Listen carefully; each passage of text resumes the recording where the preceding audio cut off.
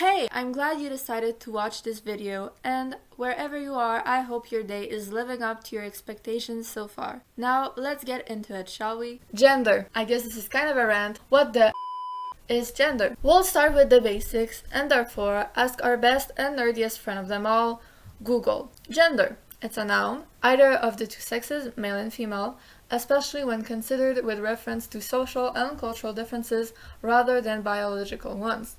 The term is also used more broadly to denote a range of identities that do not correspond to established ideas of male and female. Here we can truly appreciate how, even when mentioning the range of identities, we can clearly read that there are established ideas of what is male or female, and that those ideas are apparently what identities revolve around. Also, we could talk some more about the interesting choice of example sentence that states there are two genders, a line away from the words a range of identities. Of course, I searched more definitions, since Google isn't actually the most reliable source of information in the world. First off, from the Oxford Learner's Dictionaries, gender. It's a noun, thank you. The fact of being male or female, especially when considered with reference to social and cultural differences, not differences in biology.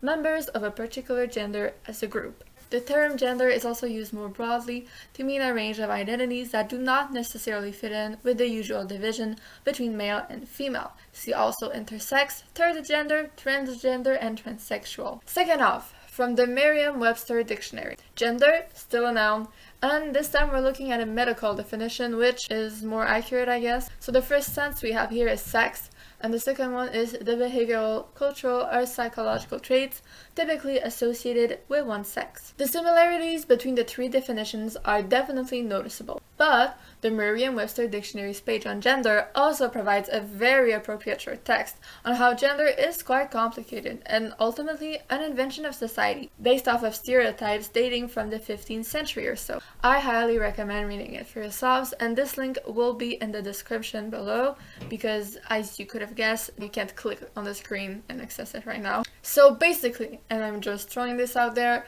gender is not something that anyone can understand. It's not tangible is what I'm trying to say. In other words, gender and race, while we're at it, are two things. Nothing and a load of... Let's go back to the definitions of gender, shall we? When I said no one can understand gender, I meant something along the lines of this. If someone sees a cat cross the street, they can say that is a cat. It's probably a cat. The odds of it being a cat are pretty high, especially if said person has good eyesight, no mental illnesses, and knows what a cat is. Now, we're still going on with this whole cat thing, alright? I swear, it's relevant. If you asked about 100 more people what they saw in this fictional street, chances are they would say it's a cat. Okay, obviously there would be different answers, but a lot of them, I don't think so. Anyways, gender isn't a cat. Maybe you're thinking, gender isn't a cat, big whoop. Why am I reading this weird text anyway? I would not blame you, but I would still recommend not giving up on it yet. Gender only lives in our minds, just like fears, phobias, nightmares, anxiety, you know, the fun stuff. If these genders that define identities and have wreaked havoc by creating discrimination in our societies for years are nothing, then aren't all these identities not valid at all? Taken out of context, I get how this might seem transphobic or discriminatory against people who identify with certain genders. The reason I'm writing all this is only so that we can all have a good thinking match about this. And before I go any further, let's look at some definitions again.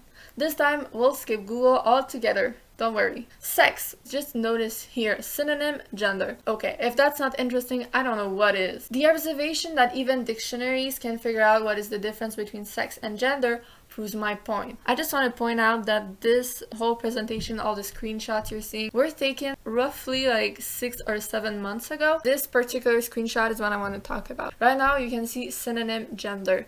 If you go on their website and you search gender again, you will not see the word synonym, you will see the word compare. And that shows that maybe even the dictionary kind of figured out that gender and sex are not the same thing. To anyone who feels like accusing me of using some sort of argument from ignorance, let me tell you that the World Health Organization literally stated that gender refers to the characteristics of women, men, girls, and boys that are socially constructed. At this point, you may be saying to yourself, what is this transphobic Catholic girl trying to prove exactly? Well, I actually only fit in one of these three categories.